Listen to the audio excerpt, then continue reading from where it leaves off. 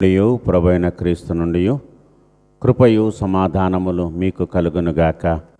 ఆమేన్. దయచేసి కూర్చోండి. ప్రభునందు ప్రియ దేవుని సంగమా, ప్రభు అయిన యేసుక్రీస్తు నామమున మీకందరికీ మరొకసారి అడ్వెంట్లోని అరుణోదయ శుభాలను తెలియజేస్తున్నాను. దేవుడు మనలందరినీ దీవించినందుకు దేవునికి కృతజ్ఞతాస్తుతులను చెల్లించబద్దులమై ఉన్నాము. ఈ అడ్వెంట్లోని ఈ 4వ దినము కొరకు చదువుకున్న లేఖన భాగము పరిశుద్ధ మత్తయి రాసిన సువార్త 2వ అధ్యాయము మొదటి 2 వచనాలు. రాజైన హేరోదు దినములయందు యూదయ దేశపు బెత్లెహేములో యేసు పుట్టిన పిమ్మట తూర్పు దేశపు జ్ఞానులు యెరూషలేమునకు వచ్చి, యూదుల రాజుగా పుట్టినవాడు ఎక్కడనున్నాడు? తూర్పు దిక్కున మేము ఆయన నక్షత్రమును చూచి ఆయనను పూజింపవచ్చితిమని రాజైన హేరోదుతో చెప్పారు. ప్రభునందు ప్రియులారా, గమనించండి. ఇక్కడ ప్రాముఖ్యమైనటువంటి అంశాలను మనం గమనిస్తే ఈ 2 వచనాల్లో ఒకడు అప్పటికే ఉన్నటువంటి హేరోదు రాజు, రెండవది ఒక ప్రదేశము యూదయ దేశపు బెత్లెహేము, 3 తూర్పు దేశపు జ్ఞానులు, 4 యూదుల రాజు. ఈ 4 విషయాలను గురించి వీరి పేర్లన్నిటిని బట్టి ఒక్కొక్క రోజు ఒక్కొక్క ప్రసంగాన్ని మనము చేసుకోవచ్చు. ఈ హేరోదు రాజు కాలములో యూదయ దేశపు బెత్లెహేములో యేసు పుట్టిన పిమ్మట, యేసు పుట్టిన తర్వాత జ్ఞానులు, తూర్పు దేశము నుండి జ్ఞానులు యెరూషలేమునకు వచ్చి వాళ్ళు ఒక రాజభవనానికి వెళ్ళారు, ప్యాలెస్కి వెళ్ళారు. అక్కడ హేరోదు అంటున్నాడు, దగ్గర ఉన్నాడు. హేరోదు యూదుడు కాడు, వాళ్ళు రోమీయులే కానీ యూదులు కారు. యూదేతర జనము దగ్గరికి వెళ్ళి యూదులకు రాజుగా పుట్టినవాడు ఎక్కడా అని అడగడము జ్ఞానోచితమని అనిపించుకోదు. యూదుల దగ్గరికి వెళ్ళే యూదులను అడగాలి. మీరు యూదులైన మీకు ఒక రాజు పుట్టాడని మేము తెలుసుకున్నాము, ఎక్కడ పుట్టాడు ఆయన అని అడగాలి. వీళ్ళు రోమా సామ్రాజ్యంలోని పిలాతు కింద పనిచేసేటువంటి హేరోదు రాజు దగ్గరికి వెళ్ళి యూదులకు రాజుగా పుట్టినవాడు ఎక్కడ ఉన్నాడు అని అడుగుతున్నాడు. ప్రభునందు ప్రియులారా, సొలొమోను మహారాజు తర్వాత, ఆయన కుమారుని తర్వాత ఇశ్రాయేలు రాజ్యము 2గా చీలిపోయింది. ఉత్తర రాజ్యము, దక్షిణ రాజ్యముగా. యూదా రాజ్యము, బెన్యామీను గోత్రాలు ఉత్తర రాజ్యముగా చీలిపోయాయి. మిగతా 10 గోత్రాలు ఒక రాజ్యము, దక్షిణ రాజ్యముగా చీలిపోయాయి. ఇది పాత నిబంధన చదువుకుంటే మనకు తెలుస్తుంది. కనుక ఇక్కడ యూదులకు రాజు, దీన్ని మళ్ళీ మనం జ్ఞాపకం చేసుకుంటే యాకోబు కుమారులో 4వ వాడైన యూదా దగ్గర నుంచి ఇది ప్రారంభమవుతుంది. రెండవది దావీదు కుటుంబం నుంచి, యెషై కుమారుడైన దావీదు కుటుంబం నుంచి ప్రారంభమవుతుంది. ఎందుకంటే చిగురు అక్కడి నుంచి వచ్చింది కాబట్టి. కనుక ప్రభునందు ప్రియులారు, ఇక్కడ మనం జ్ఞానుల గురించి మాట్లాడుకుంటే, జ్ఞానులు అనేవాళ్ళు ఎవరు? జ్ఞానులు అనే పదానికి ఇంగ్లీష్లో వైజ్ అని అన్నారు. Wise, WISE. నేను డిక్షనరీ చూసినప్పుడు ఈ వైస్ అనే మాటకు అర్థం ఏమని వచ్చిందంటే తెలివైన వారు. వైస్ అనే మాటకు అర్థం ఏంటి? తెలివైన వారు. అంత మాత్రమే కాదు, తెలివైన వారు మాత్రమే కాదు, ఇక్కడ నాలెడ్జ్, పర్సెప్షన్, సెన్సోరియల్, డిక్షనరీ, ఎథీషియా అనే పదాలన్నీ కూడా జ్ఞానానికి సంబంధించినటువంటి పదాలే. మనం ఒక్క జ్ఞానుడు, వైజ్ మ్యాన్ అని అంటాం.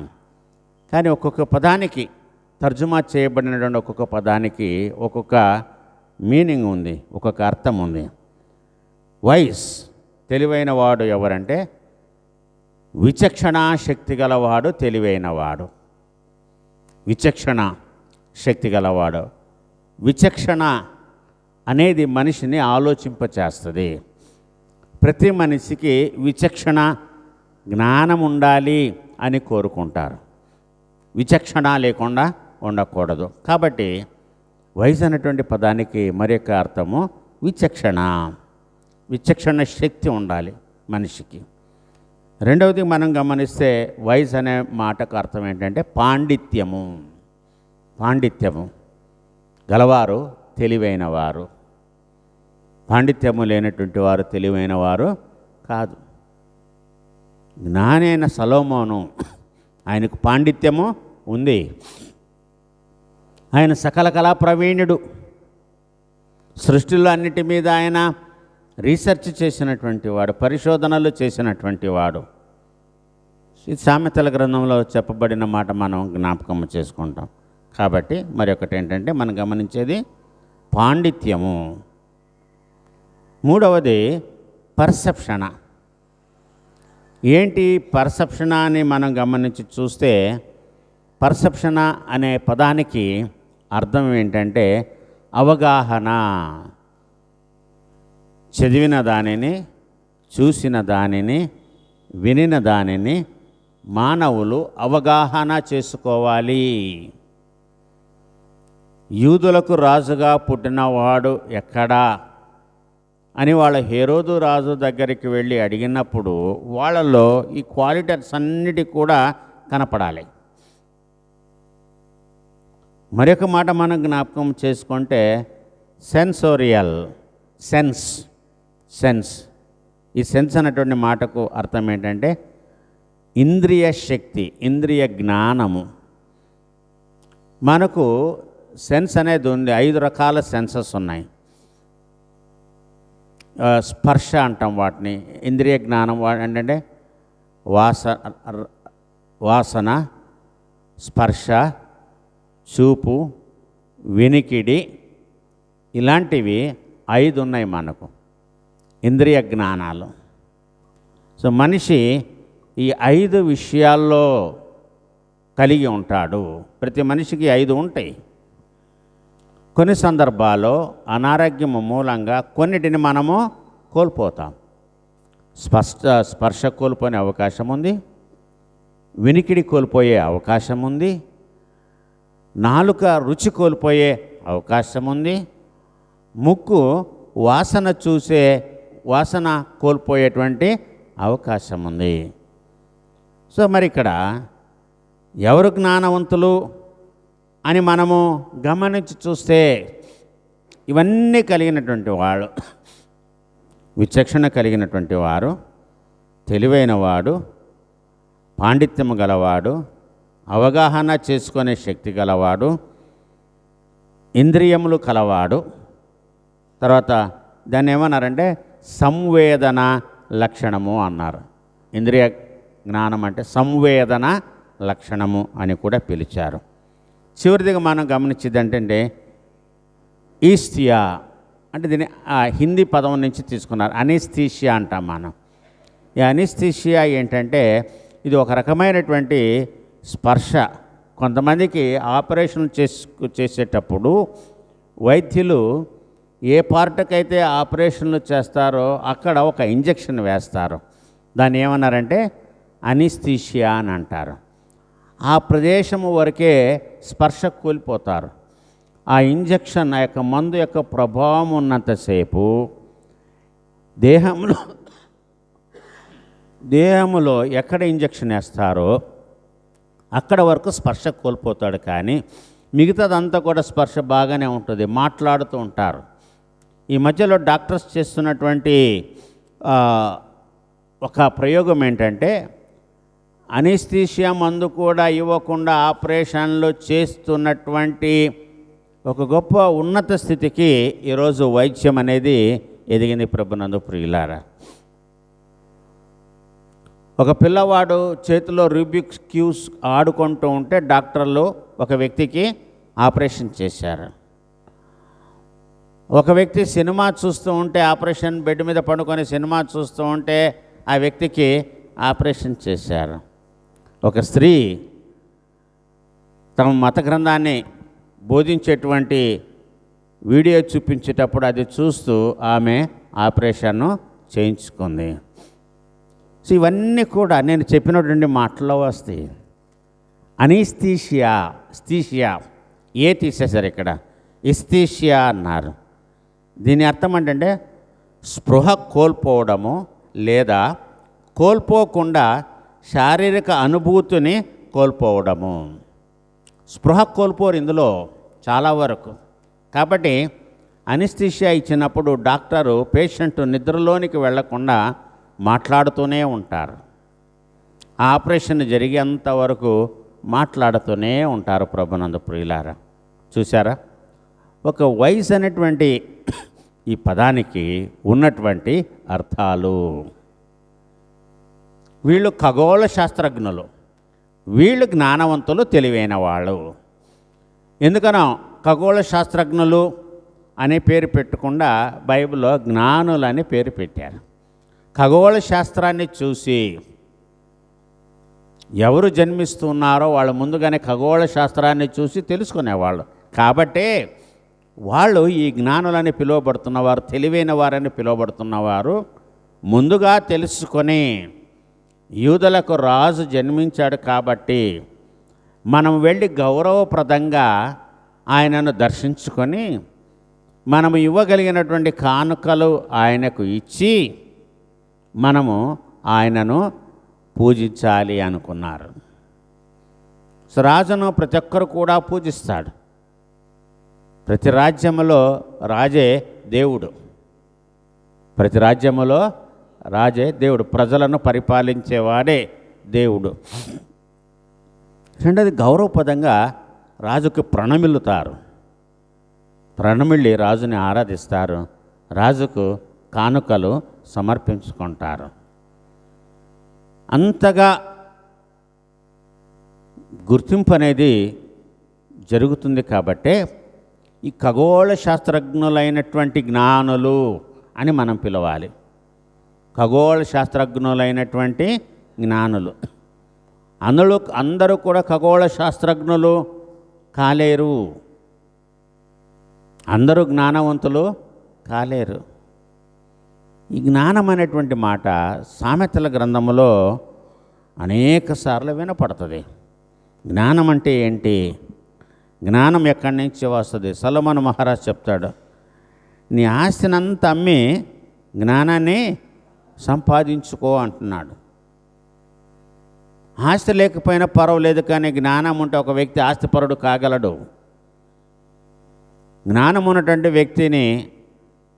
జ్ఞానమున కలిగినటువంటి వ్యక్తి జీవితంలో ఎంత ఉన్నతమైన స్థితికైనా వెళ్ళగలరు. కాబట్టి జ్ఞానం అనేది చాలా ప్రాముఖ్యమైనటువంటి విషయంగా ప్రభునందు ప్రియులారా మనము సామెతల గ్రంథంలో చూస్తాం. జ్ఞానము దేనికోసం అంటే ఉపదేశమును అభ్యసించుటకును, వివేక సల్లాపములను గ్రహించుటకును, నీతి న్యాయ యథార్థతను అనుసరించుట యందు బుద్ధి కుశలత ఇచ్చు ఉపదేశమును అందుటకును, జ్ఞానము లేని వారికి బుద్ధి కలిగించుటకును, యవనులకు తెలివి వివేచన పుట్టించుటకును. ఇవి సామెతలు అని అన్నాడు. ఎందుకు సామెతలు రాశాడు సొలొమోను మహారాజు? 5వ వచనంలో ఏమంటాడంటే సొలొమోను మహారాజు, జ్ఞానము గలవాడు విని పాండిత్యము వృద్ధి చేసుకొనను. జ్ఞానం కలవాడు ఏం చేస్తాడండి? విని పాండిత్యాన్ని వృద్ధి చేసుకుంటాడు. వివేకము కలవాడు ఆలకించి నీతి సూత్రములను సంపాదించుకొనేను అంటున్నాడు. ఇవన్నీ కూడా జ్ఞానానికి సూత్రాలు. జ్ఞానం అంటే ఏంటి? ఎవరు జ్ఞానవంతులు అని మనం గమనించినప్పుడు, జ్ఞానము గలవాడు విని పాండిత్యము వృద్ధి చేసుకుంటాడు. యెహోవా యందు భయభక్తులు కలిగి ఉండటయే జ్ఞానమునకు మూలము, వివేచనకు ఆధారము అంటాడు.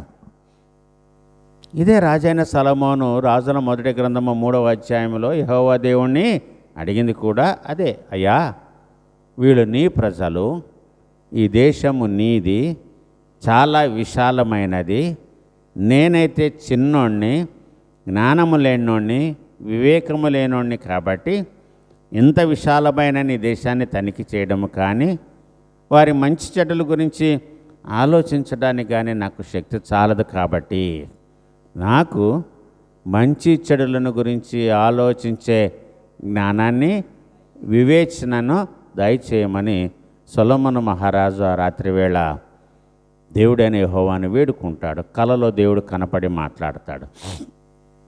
నువ్వు చాలా భక్తిపరుడవు, నీ భక్తిని నేను చూశాను, నేను నీకు ఏది ఇస్తే నువ్వు సంతోషపడతావో దాన్ని కోరుకోమన్నాడు యెహోవా దేవుడు. కాబట్టి అక్కడ సొలొమోను మహారాజు తనకున్నటువంటి జ్ఞానాన్ని వాడాడు, వివేచనను వాడి ఏది అడగాలో అదే అడిగాడు. ఏది అడగాలో అదే అడిగాడు. అడగకూడనిది సొలొమోను మహారాజు దేవుణ్ణి అడగలేదు. ఎందుకంటే దేవుడు అడుగు వాటికంటేనూ ఊహించి వాటికంటేనూ అత్యధికముగా ఆయన ఆశీర్వదించి ఇచ్చేటువంటి దేవుడు. కాబట్టి రోమా సామ్రాజ్యంలో ఒక సామంతరాజుగా ఉన్నటువంటి హేరోదు దగ్గరికి వెళ్ళి ఈ జ్ఞానులు అందరూ కూడా ఒక ప్రదేశానికి సంబంధించినటువంటి వాళ్ళు కారు. అందరూ కూడా ఆసియా ఖండానికి సంబంధించినటువంటి వాళ్ళే. ఆసియా ఖండానికి, ఆఫ్రికా ఖండానికి సంబంధించినటువంటి జ్ఞానులే. వీళ్ళందరూ కూడా తమకున్నటువంటి జ్ఞానమును బట్టి, విచక్షణ శక్తిని బట్టి, పాండిత్యమును బట్టి, అవగాహనను బట్టి, ఇంద్రియ జ్ఞానాన్ని బట్టి వాళ్ళు స్పృహలో ఉండి యూదులకు రాజుగా ఒక వ్యక్తి పుట్టాడు అని పరిశోధించి తెలుసుకొని అందరూ మాట్లాడుకొని వాళ్ళు ఆయన దర్శించుకోవడానికి వచ్చారు.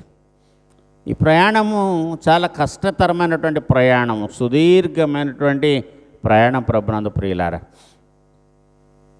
వాళ్ళందరూ కూడా ఒక ప్రదేశంలో మాట్లాడుకొని ఫలానా సమయానికి మనము అక్కడ చేరుకోవాలి, అందరం కలిసి అక్కడి నుంచి మనము వెళ్ళాలి, ఎవరికి వాళ్ళు కాకుండా అందరూ ఒక టీముగా యూదుల రాజును మనము దర్శించుకోవాలి అనేటువంటి ఆలోచన తలంపుతో వాళ్ళు ప్రభునందు ప్రియులారా బయలుదేరినట్లుగా మనము ఈ మత్తయి సువార్త 2వ అధ్యాయంలోని మొదటి 2 వచనాల్లో మనం ఇక్కడ గమనిస్తున్నాం. ఆయన బెత్లెహేములోనే పుట్టాడు. ఎందుకంటే అక్కడ మీకా ప్రవక్త చెప్పినట్లుగా మనం అక్కడ గమనిస్తున్నాం. ఆ ప్రవచనం యొక్క నెరవేర్పు మనం గమనిస్తున్నాం.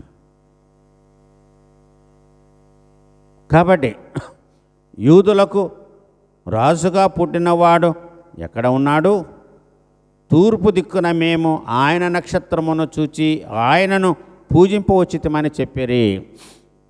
తూర్పు దిక్కులో ఒక నక్షత్రము వెలిసింది. సూర్యుడు ఎక్కడ ఉదయిస్తాడు? ఏ దిక్కున? తూర్పు దిక్కున.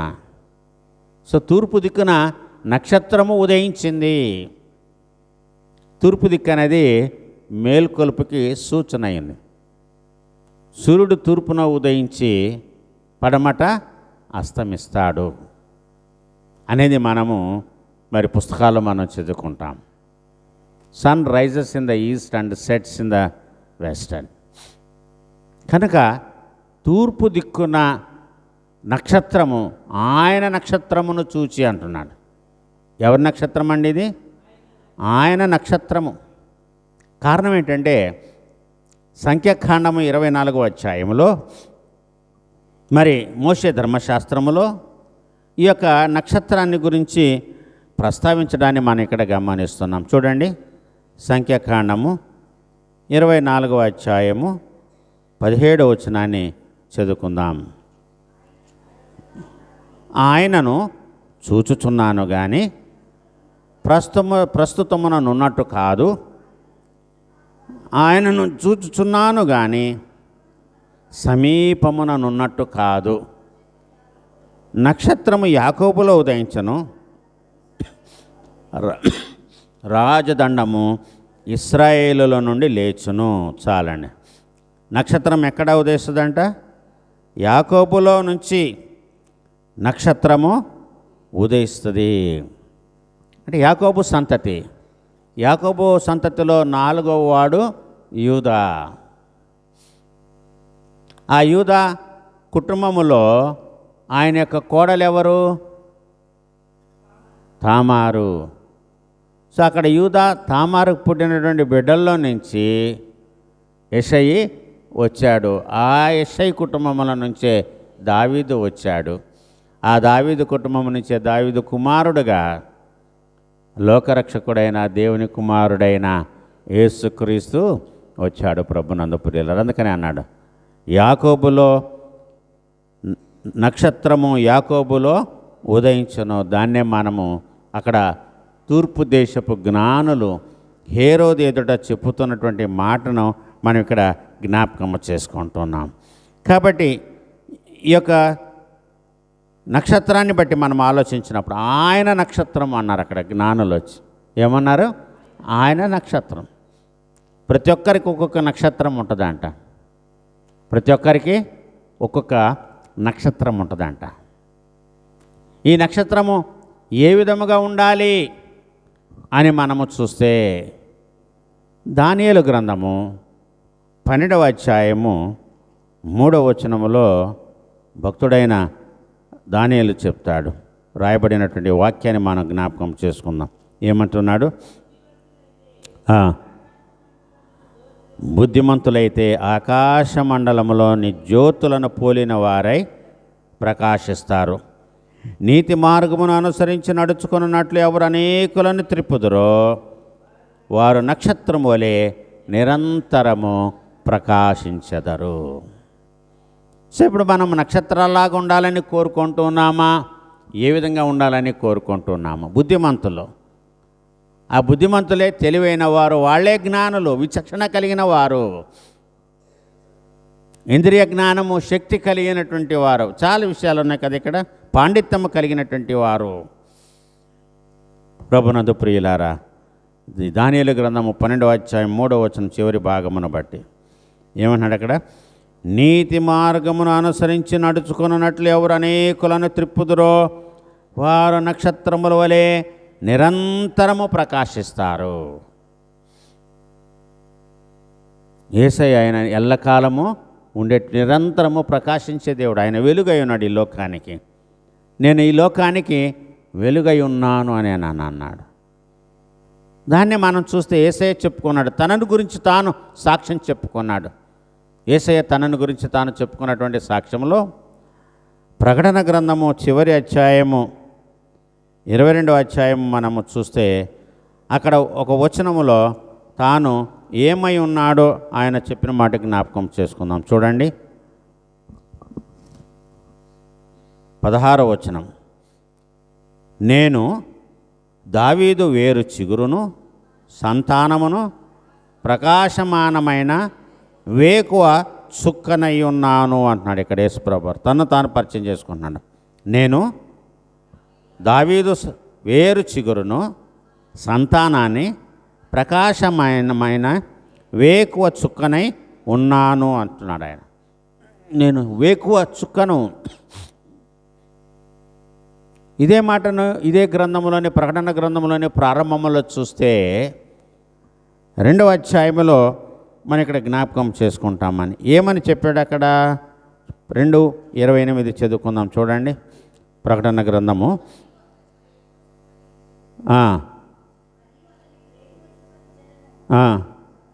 చాలండి. మరియు అతనికి వేకువ చుక్కను నేను ఇస్తాను. ఆ వేకువ చుక్క ఎవరంటే యేసు ప్రభువారే. అంటే క్రీస్తుని కలిగి ఉండడాన్ని నేను అనుగ్రహిస్తాను. ఎవరు క్రీస్తును కలిగి ఉంటారో ఇక్కడ ఆయన రాసినటువంటి 7 సంఘాల్లో ఒక సంఘమైనటువంటి తుయతైరా సంఘాన్ని గురించి మాట్లాడుతూ ఆ తుయతైర సంఘానికి ఇచ్చినటువంటి ఒక మరి మంచి దీవెన అనుగ్రహిస్తున్నాడు. ఈ తుయతైర సంఘమును గురించి, వారి క్రియలను గురించి, వారి యొక్క విశ్వాసమును గురించి, పరిచర్యను గురించి మాట్లాడుతూ వాళ్ళకున్నటువంటి యొక్క తలాంతులన్నిటిని బట్టి కూడా చెప్తూ ఏమన్నాడంటే, నేను వారికి నేను వారికి క్రీస్తును అనుగ్రహిస్తాను.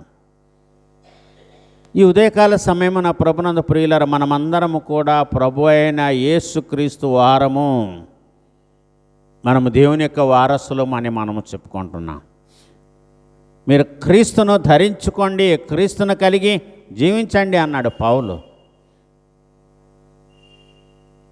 నేను క్రీస్తును పోలి నడుచుకున్నాను అని చెప్తాడు పౌలు.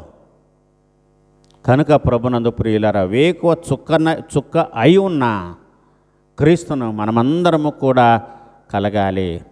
ఈ రోజున మన యొక్క నిరీక్షణ ఏంటంటే, ఆయన మనకు వేకువ చుక్క అయి ఉన్నాడు. చూడండి, యొక్క నక్షత్రమును బట్టే జ్ఞానులని పిలువబడినటువంటి ఖగోళ శాస్త్రజ్ఞులు, ఆ యొక్క నక్షత్రము వారిని నడిపించింది. వాళ్ళు నక్షత్రం మధ్యలో వాళ్ళకి కనపడకుండా పోవడము, నక్షత్రం కనబడలేదు అనేసి వాళ్ళు భ్రమపడి హేరోదు దగ్గరికి వెళ్ళడము, ఇవన్నీ కూడా ప్రవచనాల యొక్క నెరవేర్పే. ఎందుకు నక్షత్రము మాయమైంది, ఎందుకు కనపడలేదు?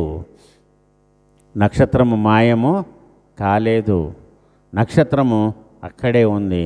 కాకపోతే వాళ్ళ కళ్ళు మేఘాల పొరలాగా అడ్డం నిలువబడి, మనిషి యొక్క విచక్షణ మనిషి కోల్పోయినప్పుడు, మనిషి స్పర్శ కోల్పోయినప్పుడు,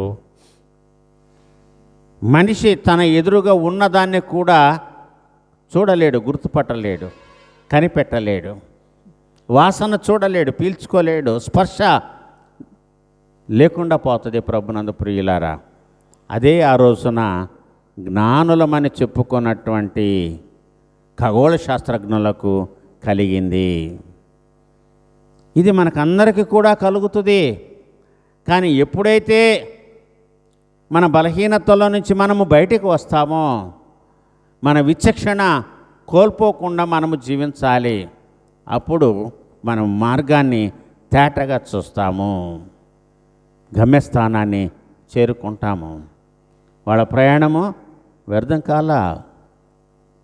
కొన్ని నెలలు ప్రయాణం చేశారు వాళ్ళు, కొన్ని నెలలు ప్రయాణం చేశారు. వాళ్ళ ఇంట్లో చూశారే కానీ యేసుక్రీస్తును, పసిబాలుడైన యేసుక్రీస్తుని పశువుల పాకలో చూడలేదు. వాళ్ళు పశువుల పాకలో చూడలా. ప్రభునందు ప్రియులారా, కాబట్టి జ్ఞానము ఏమేమి దయచేస్తుందో సామెతల గ్రంథం చదివితే మనం తెలుసుకుంటాం. కాబట్టి యెహోవా యందు భయభక్తులు కలిగి ఉండటే జ్ఞానమునకు ఆధారము. కాబట్టి మనమందరము కూడా దేవుని యందు భయభక్తులు కలిగి ఉండి దివ్య జ్ఞానాన్ని మనం సంపాదించుకోవాలి. దివ్య జ్ఞానాన్ని సంపాదించుకుంటూ ఆయన గురించి అన్వేషించేవారుగా, ఆయనను ముట్టి తెలుసుకున్నటువంటి వారుగా ఉండాలని దైవకృప మనకందరికీ సహాయం చేయాలని కోరుకుందాం. దేవుడు తన వాక్యమును దీవించునుగాక. ఆమేన్. సమస్త జ్ఞానముకు మించిన దేవుని యొక్క సమాధానం యేసుక్రీస్తు వలన మీ హృదయములకు, మీ తలంపులకు కావలి ఉండునుగాక. ఆమేన్. ఓ ప్రభుండా